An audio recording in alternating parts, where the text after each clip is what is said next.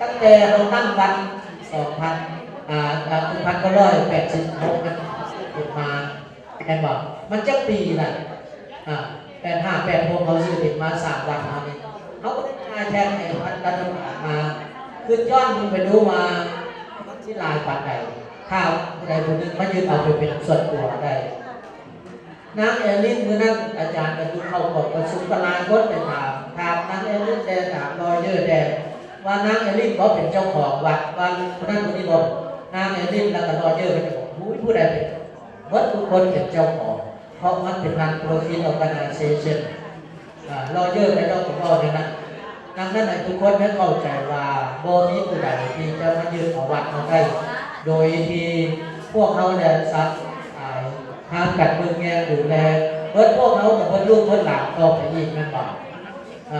เขาต้องทำบ่อยๆไปผู้ใดจะมาวันที่เดียวนี่แหละซาลือเข้าไปมองง่ายๆว่าพระเจ้าปันควรเองโมเป็นตั้งแต่ในเฮาได้เดี๋ยวนี้โมเป็นแต่พระสงฆ์พระเจ้าอยู่วัดเดี๋ยวนี้นะกระดูกอยู่ในท่าทุกกับทอดนำอันนี้คนจริงอาจารย์ก็ฟังเมื่อวานนี่เมื่อก่อนก็มีคนหนึ่งมาเอาเมื่อวานนี่ก็มีคนหนึ่งลูกมาเอากระดูกพ่อกระดูกแม่ออกไปเขาทราบเขาลือว่าเดี๋ยวนี้ผู้ใดโบเกี่ยวว่ากระดูกพ่อกระดูกแม่กระดูกพี่กระดูกน้องออกไปสิเข้ามาวัดก็ได้อยู่กระเด้อก็จะแม่บอกดังนั้นจึงว่าโอ้มันนักขัดที่ใดคนเขาจะหายไปสิ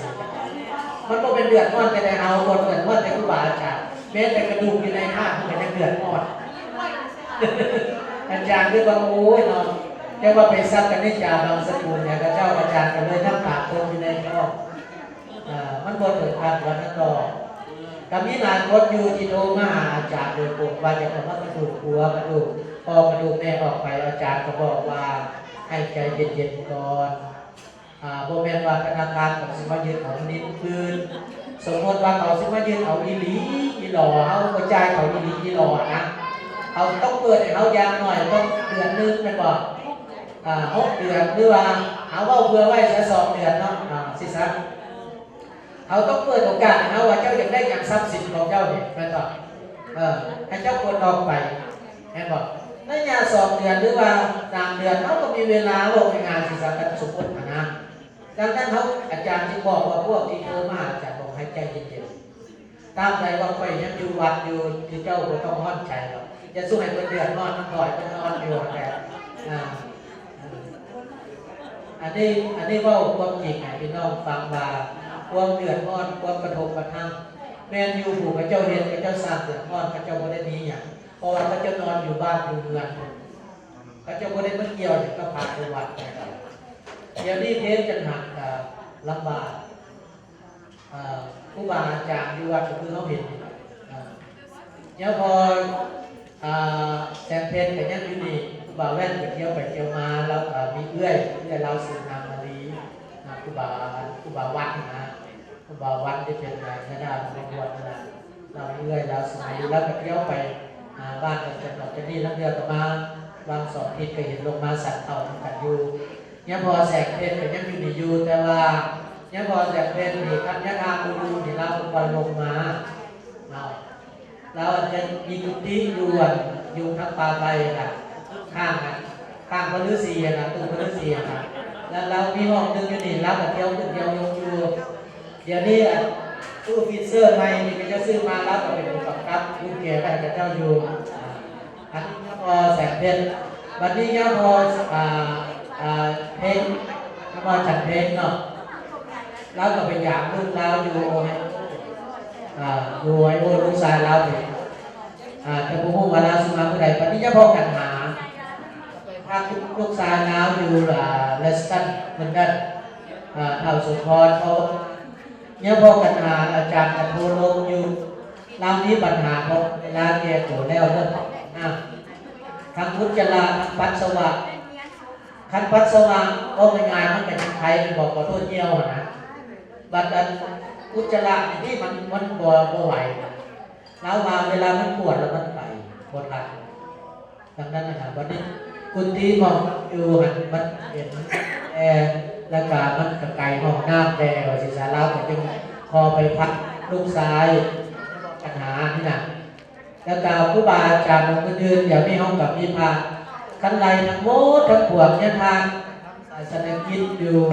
เมืองไทยแต่ว่าเขาบอกว่าจะกลับมาเมื่อไหร่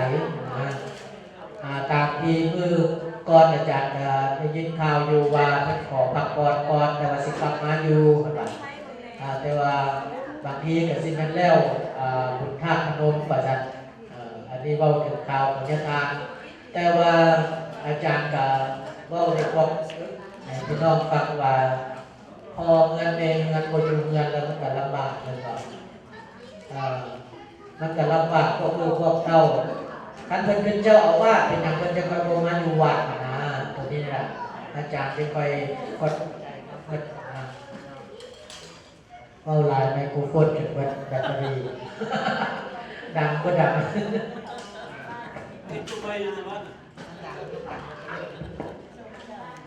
กาคือเฮาฮู้น่ะพี่น้องเอ้ยเรื่องข่าวให้เฮาใจเย็นๆนำกันมีหยังคอยเว้าคอยว่ากันเฮาเดี๋ยวนี้ให้เฮาได้พากันตีสร้างน้ำนองไปเพื่อคือกาวออกมาเพื่ออาจารย์ไปตามรัฐตามเมืองก็ได้ยินเด่นข่าวมันก็รวดแล้วแต่บ่จบลงมา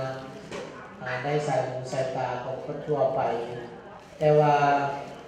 พระเจ้าว่าวัดเขานี่วุ่นอาจารย์บอกว่าวัดมันบ่วุ่นคนมาวุ่นวัดแม่นบ่วัดก็ยังเปิดอยู่ซื่อๆแหละวัดบ่ได้ปิดแต่คนก็ปิดเองแม่นบ่วัดบ่ได้ห้ามคนเข้าคือพระเจ้าก็ถามอาจารย์ว่าบ่ให้คนเข้าอันเมื่อนั้นก็ขออนุญาตมีข่าวบอกมาใหม่เมื่อวานนักข่าวนางจุลีศิลานักจุลีแล้วออกมาโอ้ทับยิบกับอาจารย์ก็ได้พูดพวกปลายสาเหตุเพราะว่าจากดรเพื่อนจากลงมารวมว่ามีนักข่าวหนังสือพิมพ์วอชิงตันโพสต์มาสัมภาษณ์แต่บัดมาแล้วเรามันเป็นมาเลยวอชิงตันโพสต์มันเป็นมาในนามครูบาลาไปบีบที่จะบีบเลยใช่จะบีบกับคณะเขาเพราะว่าคำถามเขาเขียนมาเรียบร้อยแล้วมีเก้าคำถามแล้วเขานางข่าวมาได้ลงกับครูบาลาแล้วสินะก็เลยก็ถามเบิร์ดว่าเป็นยังจะคอยบ่อยเป็นนั่นเป็นนี่เอาไปมาเลยเรามาสอนสมมติเป็นเรามาสัมภาษณ์ดียังแต่ว่าอันนี้แหละจุดส่วนหนึ่งในกรณีเรื่องผู้บาลาท่านอาจารย์ดร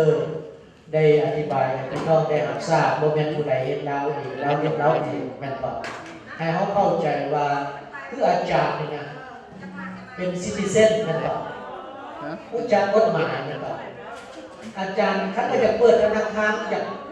ร้อยข้าวใส่ซื้ออาจารย์เองผู้มีกฎหมายแม่นบ่ท่านอาจารย์มีเงินไปเปิดแต่ว่าผู้บาลาไปเปิดข้าวใส่ซื้อวันลาวพุทธวงศ์สบัดเอาIDเอาน้ำบดโซโซ่ลาวใส่มันกับผิดกฎหมายมันเป็นยังไม่โนเคสได้นั่นก็เจ้ามีจุดประสงค์แล้วไหนเจ้าจะไปเปิดในนามวันลาวพุทธวงศ์เอาIDเอาโซโซ่เจ้านั่นก็เดี๋ยวนี้พวกของมันแล้วเจ้าอยากว่าวันนาเจ้าพยายามติดตามบัดนี้ในกรณีมีพระเจ้ามาเอาผู้บาลาไปอยู่เยี่ยมองค์กรคืนนึงบางคนก็มาหาว่าครูบาอาจารย์คณะนี้แจ้งให้เข้าใจว่าครูบาลาเราได้รับหนังสือสารเราเป็นผู้เซ็นเองได้เราไปรายงานสารตามกำหนดของแม่ต่อแล้วเขาบอกเราว่าให้เราเงียบว่าให้เราเคลื่อนไหวแต่ว่าเราไปเคลื่อนไหวในขอบเขตจักรวาลอันนี้จังว่ามีพ่อแม่หักแม่แพงเราปกปักรักษาเราอย่างไรนะปัจจุบันมามีฮอดนางข่าวมาน้นางข่าวนี่ก็สิจึงที่ถือกับเขาเล่าเรียนด้วยกันคณะออกหนังสือข่าวพิษอาจารย์คิดว่านั่นไหนเพราะว่าเจ้ามาในกรณีแบบเจ้านี้ปัญหานะครับอันนี้แหละเรื่องกรณีดังนั้นเวลาเราไปตำรวจเราได้ผู้บาลาโรงเรียนวัดให้เขาไปที่ต่างเราได้เพราะว่าเรามีรีพอร์ตได้ในศึกษาเขาลุกซ้ำเดี๋ยวนี้ว่าปัญหาที่เราไปคุยกับนักข่าวเขามานี่คดีเราสิเพิ่มขึ้นอีกไหมเพราะว่าเขาบอกว่าเราyou be quiet don't move around don't say anything until your case closed แต่ว่าเราไม่ไปอันนี้ พอมันแววมันได้หูข่าวจากนี่แบบมันก็โทรไปหานักข่าวก็โยนเสื้อโยงไปหาคุปลาก็ติดอออีกคดีนึงไปอีก อันนี้แหละพวกแม่มาเสียใจอยู่ที่ได้ยินข่าวน้องหนุ่มลูกหลานอุบาอยากโดยเฉพาะคนลาวกันเนาะแต่ว่าให้ทุกคนเข้าใจว่าอาจารย์ศึกษาเรียนรู้ในทางพุทธศาสนามาตั้งแต่ลูกจักรวบก้าวเข้ามาในพุทธศาสนาตั้งแต่อายุ16 ปีบวชเข้ามาพ่อแม่ครูบาอาจารย์ก็บอกว่าลูกเอ้ยหลานเอ้ยเขาอย่าไปกำหนดกรรมของคนอื่นเขากำหนดกรรมของเองเขาเฮ็ดดีเขาได้ดีเขาเฮ็ดชั่วเขาได้ชั่วบาปยินนำผู้ทำกรรมยินนำผู้เฮ็ดนั่นก็ผู้ใดเฮ็ดบุญคนนั้นได้บุญผู้ใดเฮ็ดบาปคนนั้นได้บาปอันนี้พ่อแม่ครูบาอาจารย์เป็นสอนอาจารย์นั้น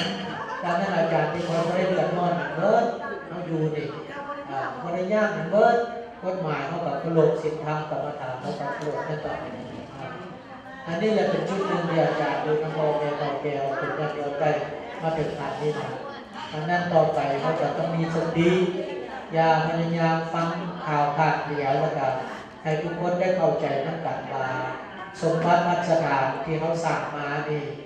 มันก็ยังเป็นของเขาอยู่มันไม่มีผู้ใดมาเอาได้ง่ายๆหรอกนอกจากว่าบุญที่ผู้ใดมาเบิ่งแย่งดูแลต่อไปแล้วปฏิสัก็เพื่อการเล่าครับสังคมทั่วไปแล้วว่าตราบใดยังมีวัดลาวพุทธวงศ์อยู่อาจารย์ก็จะอยู่นี้แต่ว่าเรื่องไปทำศาสนาคิดส่วนนั่งส่วนข้าวบอกคือคิดนิมนต์ไปตามรัฐตามเมืองนี่อาจารย์ประกาศก็ได้มาบอกไปเพราะว่าเพื่ออาจารย์มาอยู่นี่25-26 ปีเที่ยวไปฟลอริดาปี1 2 เทื่อ3 เทื่อเป็นอย่างนี้เที่ยวไปดูแท้เพราะว่าตอนอาจารย์มาที่อาจารย์ตกฟลอริดาอยู่ฟลอริดามาหามีคนหักคนแพงที่ทีมีน้องอยู่บนเอื้อยทิ้งของอาจารย์ก็อยู่บนพี่น้องอาจารย์ก็อยู่บนดังนั้นเวลาพระเจ้าเก็บเป็นเวลาพระเจ้าเดือดร้อนพระเจ้ามีงานเนี่ยพระเจ้ากำมลเขาไปเขาก็ต้องได้ไปนะครับอันนี้ให้ทุกคนเข้าใจว่าเป็นยังไงอย่างไรคือพี่น้องอยู่ทั้งแคนซัสเวลาพระเจ้ามีถิ่นเยทานพระเจ้ากำมลไปพี่น้องอยู่ทั้งนิวยอร์กก็ดีอยู่ทั้งแคลิฟอร์เนียก็ดีเขาก็ไปกราบกินนิมนต์เขาก็ไม่ได้ว่าคือที่ไหนนี่แหละผู้ใดนิมนต์อาจารย์ไปผู้ใดนิมนต์อาจารย์ก็ไปโดยเฉพาะก็ให้เข้าใจงานว่าไม่ออกสัมดีเป็นบอกเราเคยคับเรียนคับจักหันอยู่วัดอันนี้สัมดีเกียรติวงศ์เด้อให้เข้าใจคนละสัมมันหลายสัมดีเองสัมดีเกียรติวงศ์เราเคยมาตั้งวันแล้วเราเป็นมาพึ่งกับพระแล้วเราไปอยู่กับลูกสาวเราอยู่บุญวิทย์นี่แหละวันนี้เราเสียชีวิตแล้วแหละโทรหัวเราโทรมาหาอาจารย์บอกอาจารย์ก็เสียใจน้ำแล้วก็บอกหัวเราว่าพอหัวเราซื้อพอโปรไซส์อาจารย์ก็บอกว่าพอท่านนี้อยากจะให้ลูกซอยกันบอกแล้วก็ว่าโอเคนะบัดอยู่ต่อมาเมื่อที่ 2ก็บ่ได้ยินข่าวเมื่อที่ 3อาจารย์ก็ด้วยความเป็นห่วงเป็นใยเนาะก็เลยโทรไปแล้วได้ยินพอโปรไซส์ว่าโอ้ลูกเคยรับมาให้เสนอว่าลูกออกไปอย่างบ่ได้ออกไปเฮ็ดน้ำลูกน้ำหลานน้ำบ้านน้ำเมืองน้ำเขาเขาบ่ให้พ่อเลยบ่ได้มนต์เขาแต่ว่าเขาบ่ได้มนต์เขามนต์อยู่แต่ว่าเขาบ่ได้มนต์วัดเอาบ่ได้ไปมนต์เอาวัดป่าหรือวัดเราตัด